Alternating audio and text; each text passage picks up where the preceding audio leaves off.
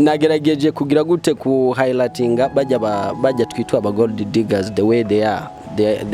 I mean their characteristics. You get. There are those whom you find their nails they are getting there.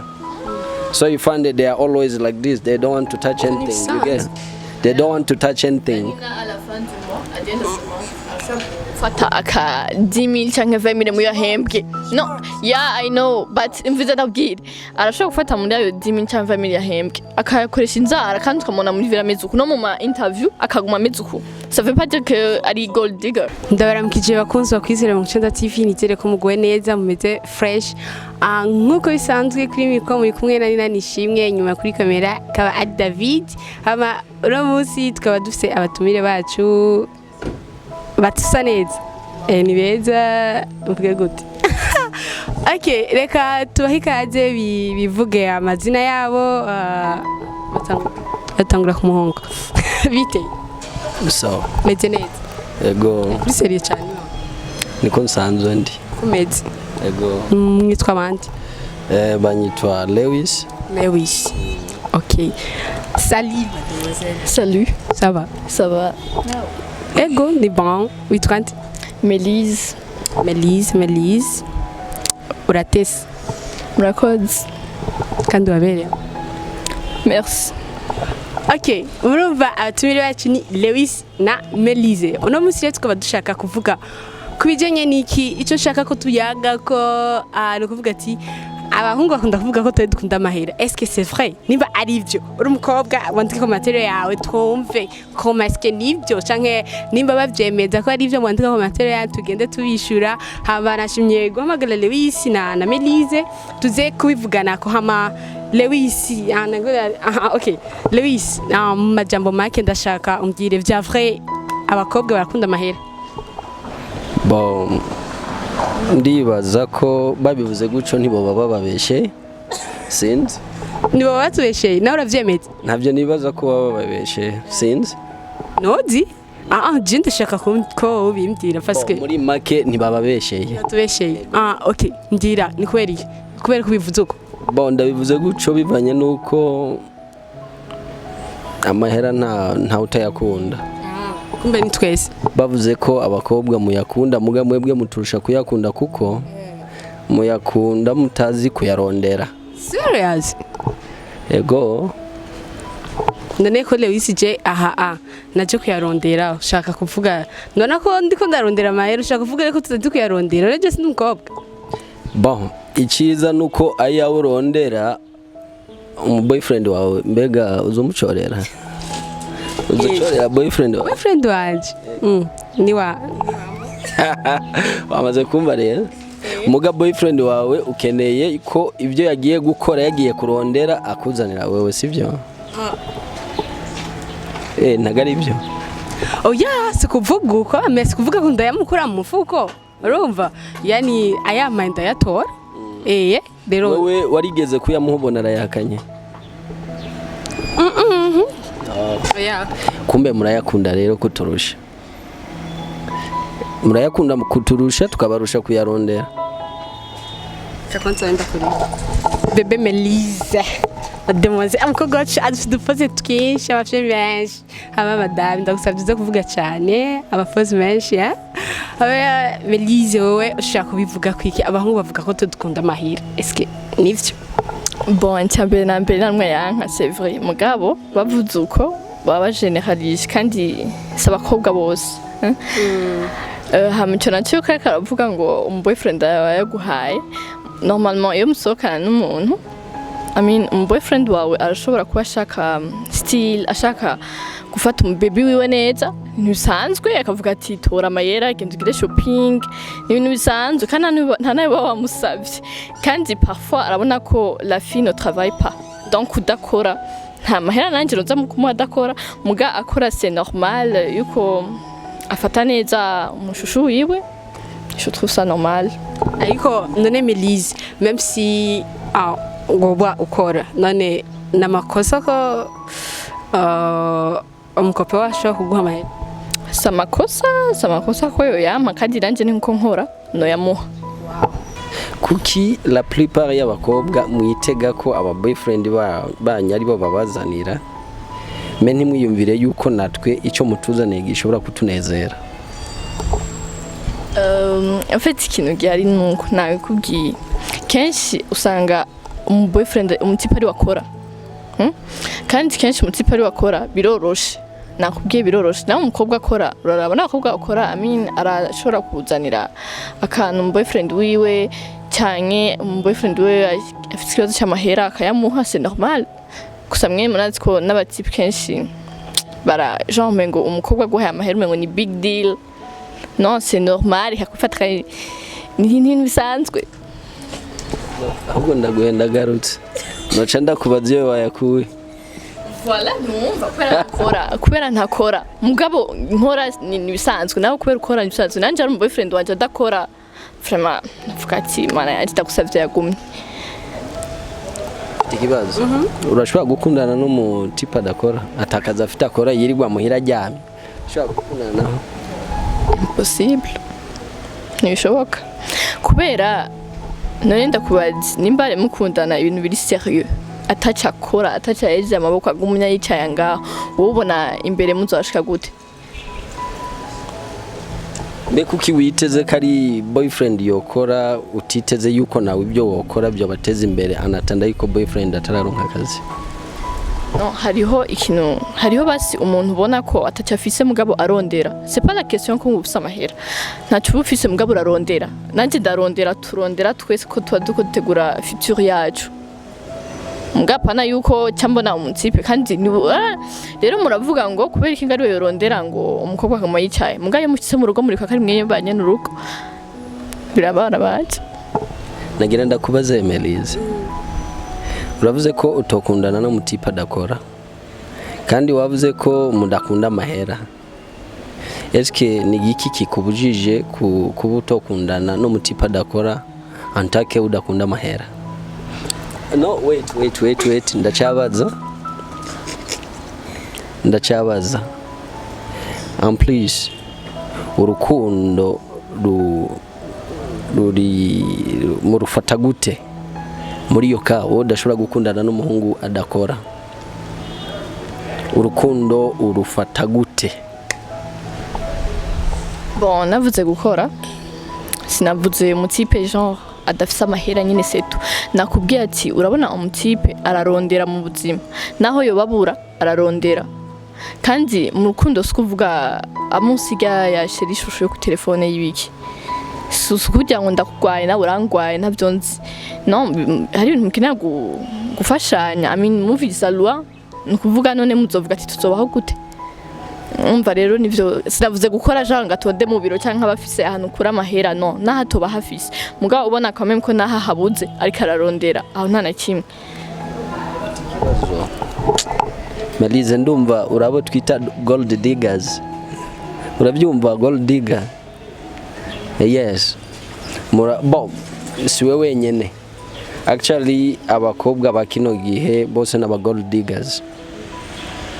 Urukundo musigaye mwarugize amafaranga sibyo?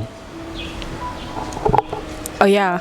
Uhakanye gute kandi mwe munyemeje imbere y'amaso y'abaturaba ko umutipe adakora, umutipe atarondera, udashobora gukundana nawe? Eske no jerera aho njangira ikibazo. Eske wa mukunda bya vrai? Bizana kubwire ari abahungu ugasanga iyo type yitayeho ibintu swing gusa. I mean ibintu byo kandi nayo mahera abwira nimba yamamukirori nimba agira iki sinabyanse mugabo ugasanga nayo mahera sayakorera sinayarondera sinzi yakura he mugabo nta wundi buzima abona.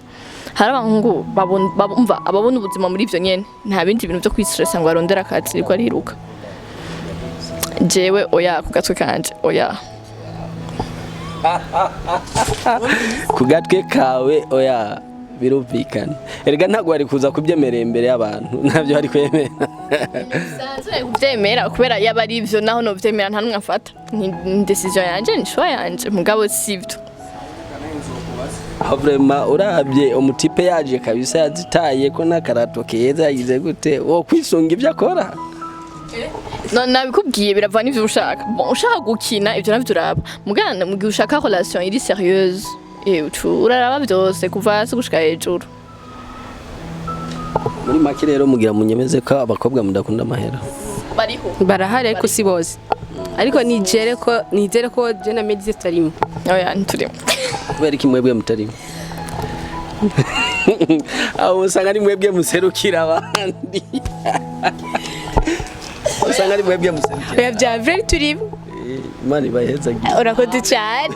si cyo nzi cyo la majorité la majorité bakunda amahera None byo ba ari kubera iki? bon ni bya bindi nababwiye abantu baba gold diggers abakobwa bakino gihe mushaka kwama mushininga nabo mushaka gukora inzara zanyu muzozigeza hariya mukaca mushaka buri minsi yose mwame mushininga mu masalon de bote mwameyo mwirigweyo murareyo nejo mubyukireyo so icyo ni kimwe kibatera kuba mukunda amahera cyane gose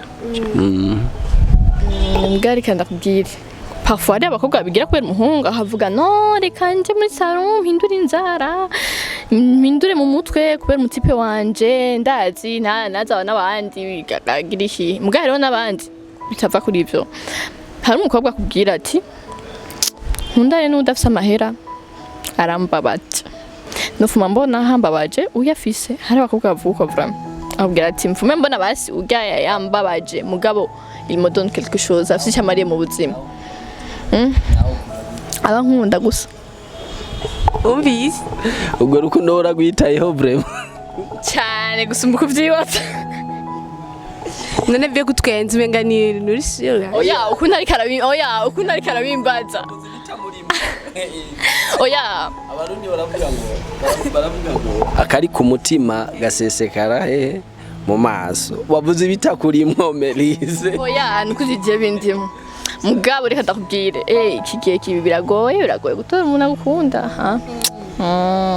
biragoye vraiment kandi natwenze kwera ukuntu kurandaba ukunda umengo ndiko ndabesha kuko tutavyizera wamaze kugira contradiction Bamaze kuvuga ko uwiketse amayinga bayagwaye be. oya no banzamubirize nena yamaze kugira contradiction yavuze ngo umutipe ngo yirirwa ryamye ngo agira gute ngo muga ngo mu nyuma desho amaze kwerekana ko atamahera afite ntacyo uvugana nawe sinavuze atamahera afise nakubwiye ukuntu umuntu aba ameze umuntu wiki umuntu atarondera nivyo nakunda kubwira kandi ibyo uza kubiraba après l'amour urumva nukuvuga nimba ushaka ibintu biri sérieux no mutipe wawe ubwa mbere nugo rukundo nyene nakubwiye manza kuraba toga twanza ku muntu akwitayeho ndazi agukunda nyene wewe nkuko ushaka hanyuma après ugacuraba ya future yanyu nimba mushaka bien sûr ibintu biri zobandanya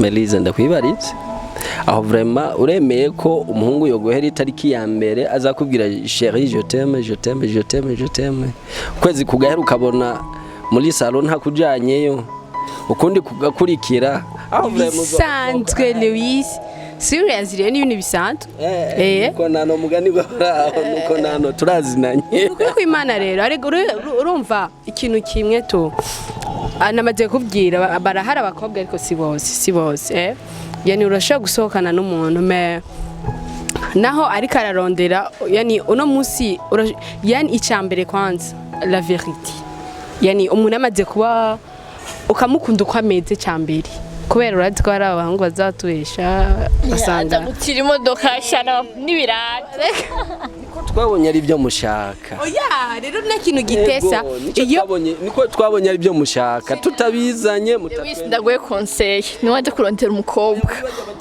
ego nta sawa nivyagushikira banyine ari byashika ukumvura bishaka umukozi muri 2020 yaraje aratira umuduga umviza ndabwire umukobwa ni watira imodoka ukaza umunsi wa mbere umwiyemera ko umwereka ko byose ubifise uzobushize nawe amahera imbere nawe adushashira imbere acavuga ati wow le type il a de l'argent kuko niyaje niyo ubuje umwereka nukuvuga uje ikirato iki mugabo uraza umbwiza kuri kukenya so atazo kwankira ukuri cyangwa kundi ukuri nico gikuru Lewis eske Yesu yaraje akubwira yuko kenye yuko yokuronka amen aje akubwira yuko akenye yuko yokuronka sure ego yani rukundo jewe mba mbona ko ivyo nkene yabifise amahera ntazi imbere muri byose. Sorry guys, in nowadays there's nothing like love. That's what you think. That's what you think. It's not there. You all gold diggers, you understand it, please. Someone broke your heart, right? There's nobody. But what I know, you girls, nowadays, you just mind money. Whatever you do, it's all about money. Ukura generaliza kandi nanje no generaliza mu bahungu urazi ko sivyo bavyiza nkuvuga nkuko wavuze ngo usaba type mwese mutiri modoka kugira natwe abakobwa si bose ya celle qui préfère kurondera amera yabo eko yajenga ngani ngiri warica izuba iramukubita kugira ngo arondera amahera. Actually kuri ico kintu sino giharira hari abakobwa vraiment usanga bari bafise responsibility muri bo bakora ubuzibwi wabo icyo ndacemera muga hari nabandi twita gold diggers kandi nagerageje kugira gute ku highlightinga bajya twitwa aba gold diggers the way they are I mean their characteristics you get there are those whom you find their nails they are getting there so you find that they are always like this they don't want to touch anything you get they don't want to touch anything.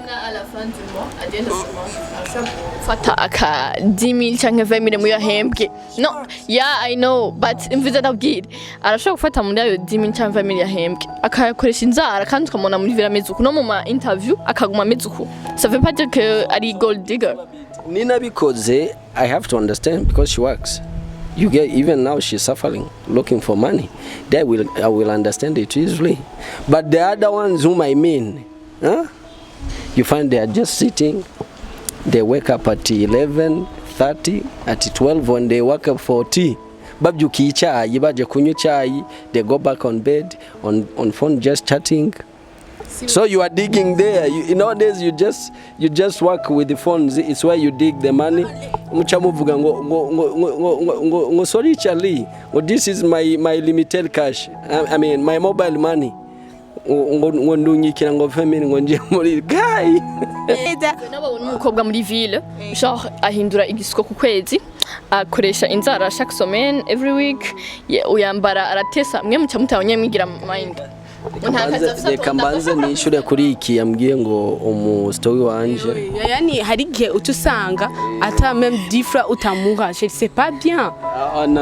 No uvuze umustowi wanje ndazi inshingano ziwanje ku mwana w'umukobwa gusa hari ikintu abakobwa bakino gihe mwarenze imbibi koma ubwiza bw'umugore reka just I make it in a sense of wife I mean ubwiza bw'umugore ni icubahiro cy'umugabo you get that muga muri kino gihe abakobwa mwifuza ko tubagira beza kugira abandi bababone that's how you work but ntago kibuza ku wanje ndamugira nkuko yifuza ko ndamukunda really I really love and I'm also proud to see the way she shine to see the way she looks smart you get I really but doesn't mean that I love so mugihe rero ndamufise I have to make her look smart you get nishobora ntegezwa gukora za nshingano ziwanje kuri we as a man and that's what makes me to be a man yep.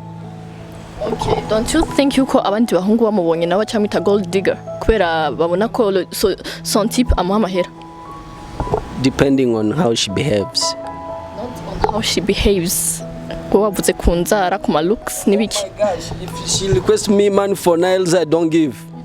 Really, I don't completely no. Okay, izo nshingano zawe mugabo umenye ko hari abandi ba type I mean akubwira ati I will do everything for you. Yeah. Just for my love. Urumva arakubwira ati ntacyo uzonsaba ndakikwimenda gifise. Rero abandi batipe ni babona uko bw'abandi bantu kandi kenshi n'abarundi they complain kandi kenshi n'ababaje niko complain ngana batafise.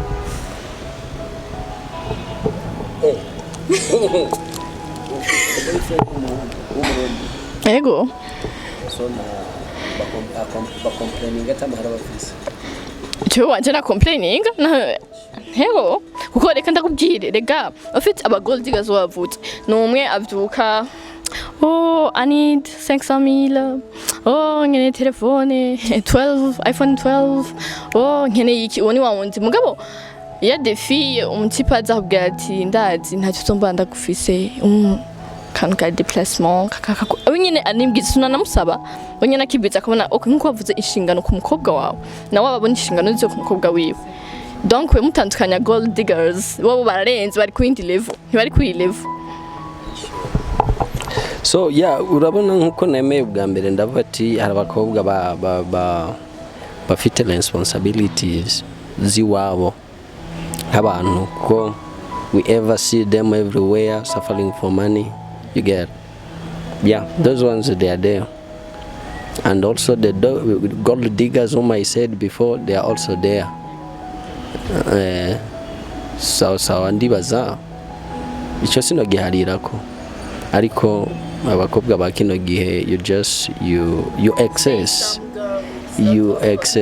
Mbarahuye n'umugold digger mu buzima bwawe ego sa exist. Listen up guys, please. I'm not talking what happened to me. No, I'm just talking generally. You get. Ntago ndiko mvuga ku byambayeho, ahubwo ndiko mvuga ibigaragara n'amaso. Nawe ushobora kubivuga ko ndazi nawe you have the way you understand women. You get. You have the way you consider women. So if somebody asks you, you have to respond him or her the way you understand women. Not abakobwa bose kiraza kujeneraliza kubera nk'abakobwa tutaba turimo birababaje kumva kuri kumbwira ko ndi gold digger nanje ubwanje nashoye no gusaba n'amahera ubwanje nashaka kubwira ngo mva nkeneye 500,000 iyo level ni yashika ko nzo kwemera ko abakobwa bose ari gold diggers mugabo harakogwa birababaje either man either a girl. Turakwiye kumenya ko urukundo tukaruha titre nk'urukundo, umuntu wese akarufata nk'urukundo. Kira muntu wese nimba warinjiye mu rukundo, you need to have a focus of that love apart from money. You get. Apart from money, that is what needed, and that's what we're gonna make a new world to be smart. What is love for you? What's love? Love, it's a gift of heart given to somebody and needs it to be given back for return. That's how I understand love. And what do you have to do in love? Love, yes, of course, care is there. To care your lover, sacrifice to your lover is there. Those are some of the characteristics of love, okay? But reka dukundane tutitayeho ibyo nakafite, tutitayeho ibyo wabonye kwa naka. That's what I mean, guys. Nitwita ibyo nakafise mugabo no muri ibintu dukwiye gukora muri love harimo help each other kandi help muri kino giro bitwa help ofise shatse vuga n'amahera zimbere mugabo mu rukundo ntakenewe hariho n'ibintu byinshi bikenewe hari umuntu agukunda mugabo he doesn't respect you. I can give you whatever you need from me, and yet I do not respect you. You get that? You accept it. So which means, if you love, you truly love without caring other things aside. Penda kama jinsi ulivyompenda. Usijali na mambo mengine eti hana pesa, eti hana nini, hamna. Ikiwa moyo wako umempenda, muonyeshe yale mapenzi. Le type aje kudraga ntakubwira ngo I'm focused or not, akubwira ati yevse umva mariage till death. Ni wewe bavugisha ukuri akubwira ati mimi nakupenda, nditaka tuzomara n'igihe kinini cyane ndiko ndaftina. Nta bintu biri serious, nta mariage tuzobamwo, we are just joking. You need these sweet words. Oh baby, Charlie, my honey, my what. You don't care the focus, you don't care the ideas of the man. But so ndo maana mostly mnakutana na zile shida ni kwa sababu yale maneno matamu ndo mnahitaji tu. Nicaye kintu ushobora kubwira ku bakobwa bakunda amahera? Abakobwa bakunda amahera ikintu nababwira nuko so kuvuga akunda amahera parce que amahera turayakunda twese ego. Aba gold diggers icyo nababwira ajya amahera abashikana kure. they end up in the hell. Baherera, I mean, umwisho wayo yamari mabi cyane. Hama gusa icyo nshobora kubahanura nuko baba adaptive y'ubuzima bwose, ukamenya ko uyu munsi ukenye, nimba uyu munsi atanacu mufite, biguhe intege, inguvu zo kwiyumvira kwejo ukoresha inguvu zirenze kugira wishure na rya deni ry'uno munsi utari ufite amahera. So what's needed there, it's just to be kind, to be confident. Ugatahura both situations are there to happen to we human beings. Nimba ntayafise, it's okay, let me take it easy, tomorrow I will get. Boyfriend wawe ushobora kumusaba kino kintu ntakironke, muga understand the situation, kandi ntibiguhe ntibice biguhereza some others chicken mind. Tireka nje kuyarondeza handi, no, be you, please. Stand on your dignity, that's how I can call it.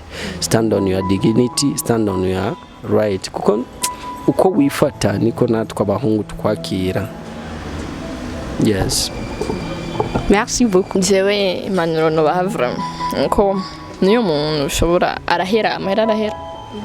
I mean ushobora kuba mukundira amahera no munsi ejo akamuherana, kandi ni nkuko le pauvre yari yaje kudraga umwanya ngo ngarakenye ejo nashobora kuronka karonka nasumbo wagize genre nurabe ikintu cy'amahera n'ibisanzwe ni ibintu bya mu buzima ni up and down, none muzo kugerwa uri up uzosaba kumanuka hasi. Nene kuvuga tura mu mutima w'umuntu nturaba amahera ko amahera n'ibisanzwe umuntu arayarondera akayaronka. Ya c'est tout. Ego bakunzi bakwizera 90 TV, murumva ko ikiganiro cyaje from Gitesa hama mu majambo make naje nshobora kuvuga no kuvuga yuko vyiza vya vrai il faut que uraba umuntu to agukonda. Amahera nayo ni ibintu bisanzwe, amahera araza kandi urazi ahantu hari urukundo amahera ategerezwa kuza. Ego ariko washize amahera imbere c'est rien, nana kimwe ushobora gushika ko uno munsi urigira umuntu atari yani ndi kumwe n'umuntu afite amahera ibikini biki ariko je bigahera, ariko kuba wamukunze vya vrai ya mahera gahera nushobora kumuvako, ariko wamukundiye amahera ya mahera gahera utegerezwa kumuvako babihetse. Rero majambo make reka dushire amahoro imbere ya byose, dushira urukundo hama ibindi byose ni mu nyuma. Hama nkaba ndabashimiye batumire banje kukanya keza mwamaye, ndabona ikigano cyaje kiryoshe kandi ndabizi vraiment. Ego haba ndabashimiye cyane, nizere ko undi musi ndabamage muzoza cyane kazi. Oya just ndoza kuko mba ndi ku kazi no musabaye kuko bahiriza. Haba ndashimiye cyane bakunze bakwizera 90 TV, nkuko bisanzwe nyene kuri mikoma ari kumwe na Nishimwe, nyuma kuri kamera ari kumwe na David. Cyo ndabasaba mukomeze kugira subscribe, mukagira like, none ko kwanza na share. Sawa, ciao ndabashimiye. Amajambo make dukore nta kintu kigesha nko kujya amahera iwawe. Ego sawa, ibihe byiza, peace, ndabakunda cyane murabizi. Haba tuzo nahuta kindi kiganiro kizokurikira.